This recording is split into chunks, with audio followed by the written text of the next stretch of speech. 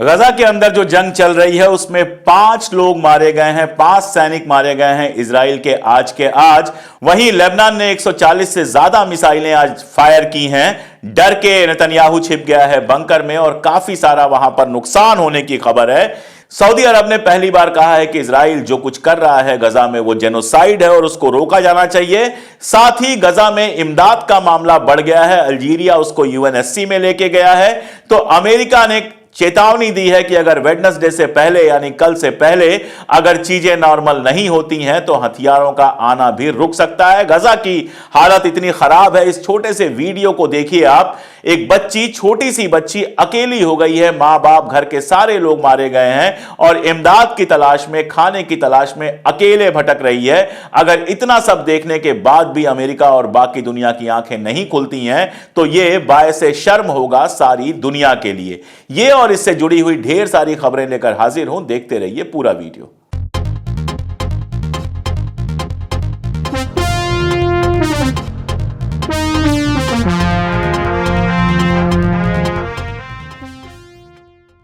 नमस्कार, मैं अशोक कुमार पांडे, स्वागत है आपका टीसीएच पर। हाजिर हूं इजराइल, फलस्तीन, लेबनान, मिडिल ईस्ट और इसके बहाने सारी दुनिया की खबरें लेकर। परसों इजराइल का जो नया रक्षा मंत्री बना है उसने बयान दिया कि हम जंग जीत चुके हैं, गजा में भी जंग जीत चुके हैं और हिजबुल्लाह के साथ भी हमारी जो जंग चल रही है वो हम जीत चुके हैं। अब उसके बाद तुरंत खबर आज ये आई है कि गजा में उसके कुल मिला के 5 सैनिक मारे गए हैं। पहले खबर दी गई कि 4 रेगुलर आर्मी के लोग मारे गए हैं, फिर यह खबर आई कि एक रिजर्विस्ट आर्मी का ऑफिसर और मारा गया है, यानी 5 लोग गजा में मारे गए हैं। जो जंग आप जीत चुके हैं उस जंग में आपके लोग क्यों मारे जा रहे हैं, यह सवाल कोई भी उससे पूछ सकता है। और गजा का मामला गजा में नहीं रुका, उसने हिजबुल्लाह के लिए भी कहा था कि हिजबुल्लाह जो है वो हमसे जंग में हार चुका है।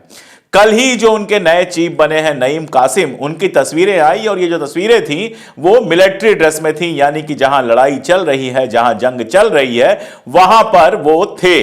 इसके बाद खबर यह आई कि 140 से ज्यादा रॉकेट लॉन्च हुए हैं इजराइल के अंदर।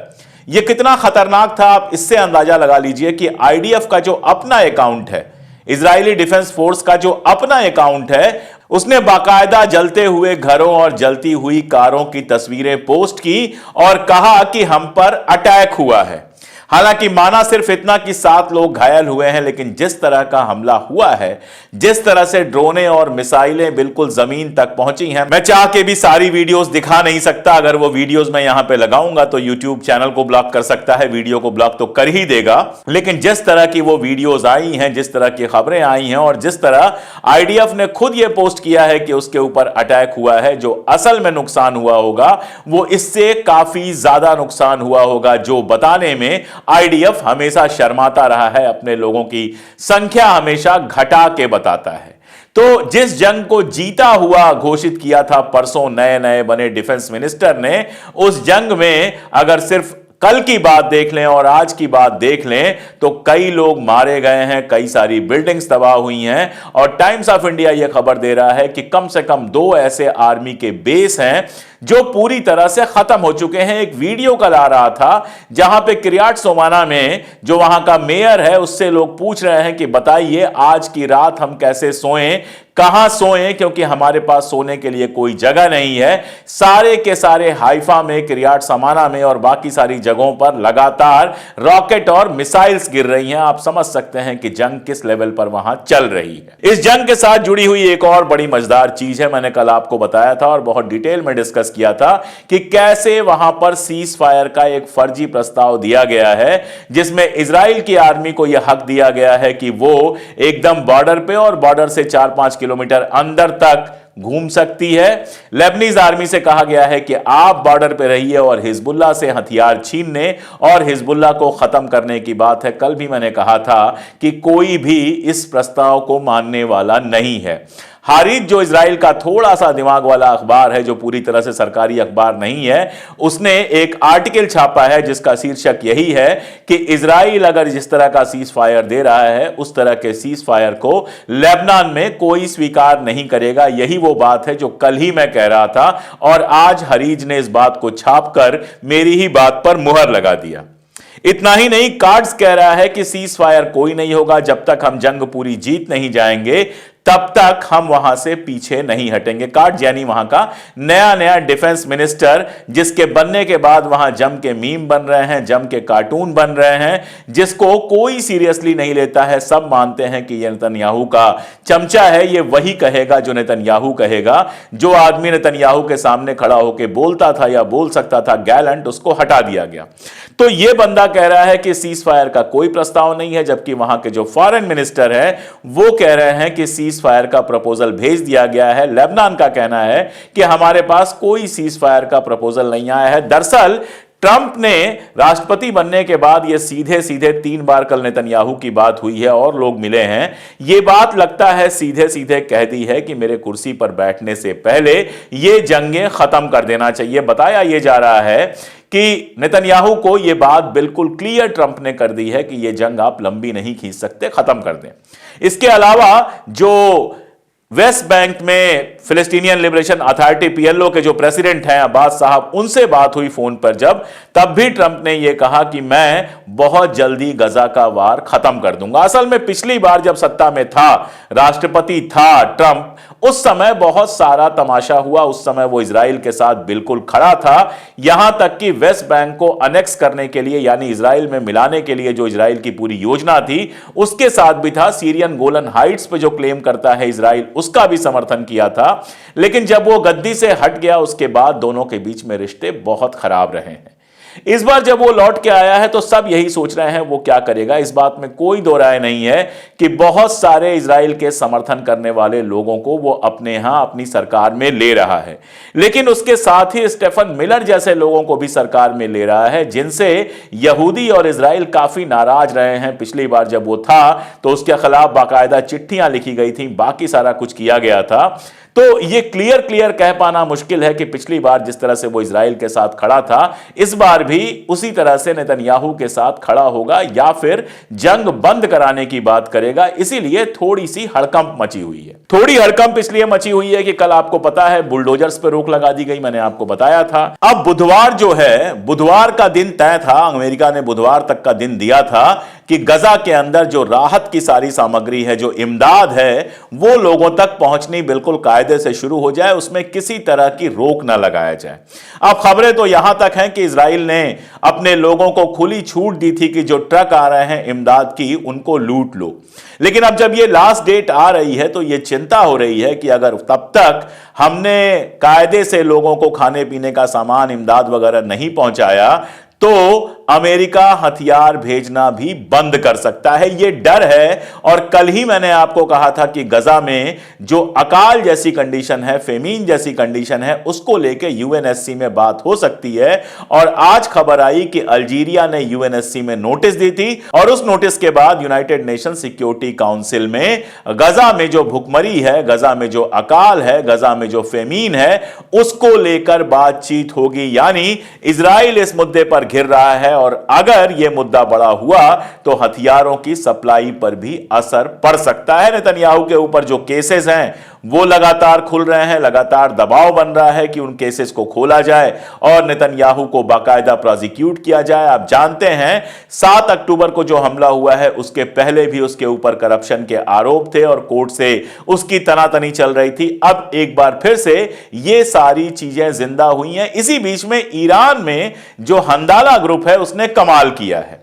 हंदाला ग्रुप पहले भी साइबर सिक्योरिटी पे अटैक कर चुका है और इजराइल की बहुत सारी साइबर एक्टिविटीज को उसने हैक करके और वो सारा कुछ पब्लिक किया है। अभी हंडाला ने कल फिर से एक बड़ा साइबर अटैक किया है ईरान के ऊपर, जिसमें उसके कई इंपॉर्टेंट नेताओं की तस्वीरें और बेहद अंतरंग और जो आपत्तिजनक तस्वीरें होती हैं वो भी लाकर बाहर कर दी है। इसमें सबसे इंपॉर्टेंट बात यह है कि वहां का जो मंत्री है गेंट्स, उसकी तस्वीरें आई हैं। उसकी तस्वीरें आई हैं जो नेतन्याहू की डॉक्टर है लेडी, उसके साथ तस्वीरें आई हैं और बेहद आपत्तिजनक तस्वीरें हैं। और कहा यह जा रहा है कि उस लेडी ने नेतन्याहू के ऑफिस से जो सीक्रेट निकाल के दिए थे वही सारे सीक्रेट जो हैं उन्हीं को लेकर गेंच ने खेल किया है। यानी दूसरे देशों में तो ये इस तरह का काम करता ही है, आपस में भी ये लोग सीडी और इसका काम करते हैं। इसके अलावा जो न्यूक्लियर फैसिलिटी है वहां का ढेर सारा डाटा भी हैक कर लिया है हंदाला ने और अपने टेलीग्राम ग्रुप पे डाला है, जिसके बाद ये इंटरनेट पे कल वायरल हो रहा था। लेकिन आप देखिए गोदी मीडिया क्या होती है। इजराइल के किसी अखबार ने इस खबर पर 1 मिनट भी खर्च नहीं किया है। कुछ और अखबारों में यह खबर आई है, लेकिन इजराइल के अखबार अगर आप सर्च करेंगे तो यह साइबर अटैक की खबर आपको कहीं नहीं मिलेगी। ये वहां की जनता से छुपाई जा रही है। वहां की आवाम से क्यों छुपाई जा रही है यह आपको बताने की जरूरत नहीं है, यह आप अच्छी तरह से जानते हैं।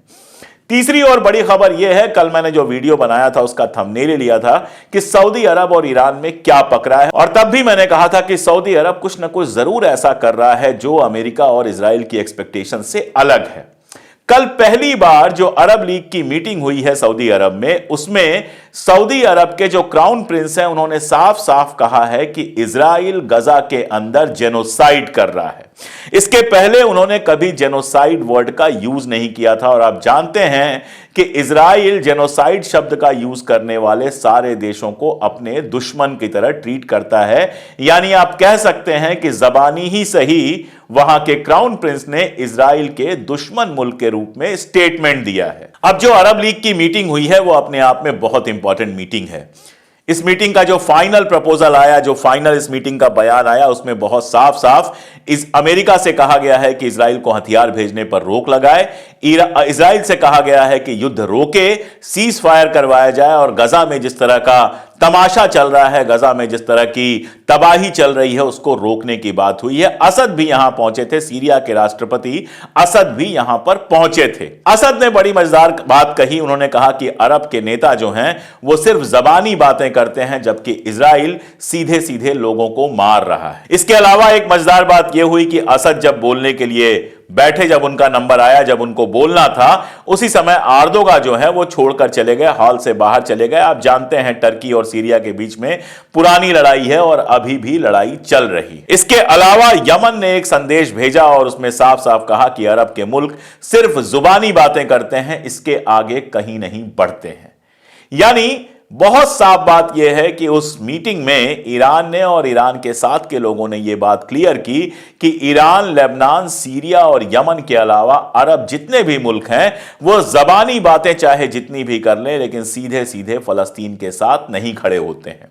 टर्की का तो आप जानते ही हैं, ज्यादा पुरानी बात नहीं है, इजराइल के साथ उसका व्यापार कायदे से चल रहा था। मैंने आपको बताया था कि किस तरह से फलस्तीन के नाम पर वहां पे तेल और बाकी सारा सामान भेजा जा रहा है। यहां से भेजा जाता है तो उस पर लिखा होता है फलस्तीन के लिए, वहां जाता है तो इजराइल आराम से उसको उतार लेता है। और इजिप्ट के बारे में भी मैंने बताया है, टर्की के बारे में भी मैंने बताया है। मैंने आपको बहुत पहले यह बताया है कि हूथी ने जिस तरह से रेड सी का रास्ता रोक दिया है, जमीन का रास्ता सऊदी अरब और यूएई जैसे मुल्कों ने दिया है। तो जबानी बातें तो ये बहुत करते हैं, लेकिन सामने आने में ऐसा लगता है डरते हैं। हालांकि जब जेनोसाइड का नाम लिया है सऊदी अरबिया ने, तो इसके पीछे कुछ ना कुछ हो सकता है। एक चीज ये हो सकती है कि ट्रंप ने क्लियर कर दिया हो कि गजा की लड़ाई अब हम बहुत लंबी नहीं खींचने वाले, हम बहुत जल्द वहां पे लड़ाई खत्म कराने वाले हैं।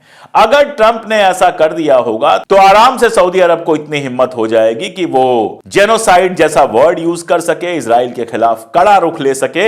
इससे आगे की उम्मीद तो कोई कर नहीं रहा है। हालांकि एक पॉजिटिव स्टेप जो सऊदी अरब ने उठाया है, दुनिया भर के 70-80 मुल्कों से उसने जो राब्ता कायम किया है फलस्तीन को आजादी देने के सवाल पर, उसका स्वागत किया जाना चाहिए। उसके बारे में यह कहा जाना चाहिए कि बेहद पॉजिटिव स्टेप है। अगर वो आगे बढ़ता है तो काफी प्रभावी होगा।